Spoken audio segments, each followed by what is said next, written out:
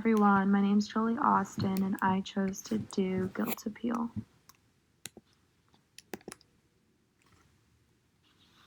So guilt is an emotion, and I thought I'd just kind of start with emotion. So emotional appeal is the persuasive message that relies on emotion to be persuasive. So in order to have someone make a decision, it's easy to interact with their emotions. And then emotion involves ethos, logos, and pathos, which you can see what those all are. We're going to be focusing on pathos.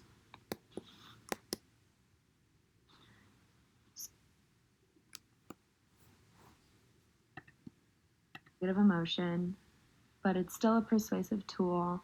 I know that we all kind of make decisions based on how we feel, and if we feel guilty about something, we are more likely to change our minds, which is good for us as writers.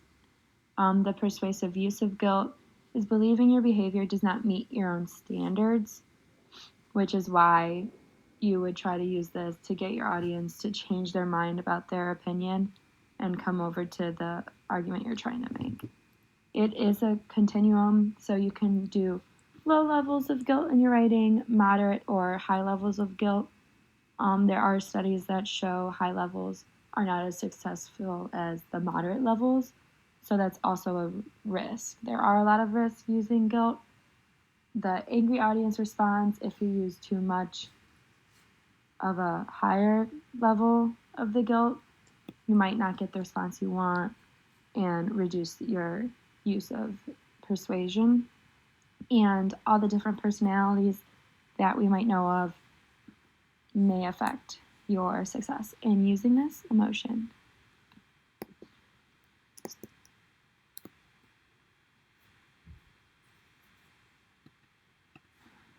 So this is an example of guilt being used very negatively on the very high end of the continuum.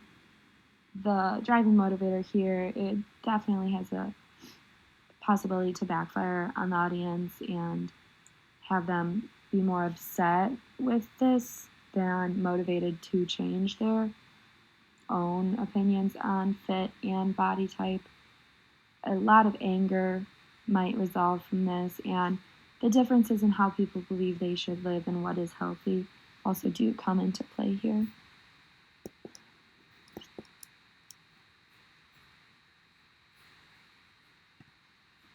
So Budweiser's "Someone Waits for You at Home" advertisement is something we probably all are familiar of. It's from the Super Bowl in 2014.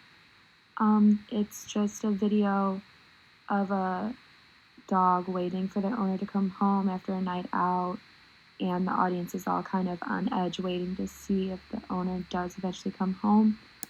And when he does, you feel this sort of relief knowing that he made it home, he didn't choose to drink and drive. So this ad really puts yourself in their shoes. It's so relatable because a lot of us are dog owners and a lot of us have people waiting for us to come home and make the right decisions. So this ad really makes you feel guilty about your decisions, and you want to then avoid the feeling that this ad had you kind of experience kind of artificially. And just the amount of exposure that we've seen this ad, I know I've seen it so many times used in examples and just on TV or popping up on Facebook or Instagram. I know that it's very prevalent, and just for us to make the right decisions, which is all used from our emotion of guilt.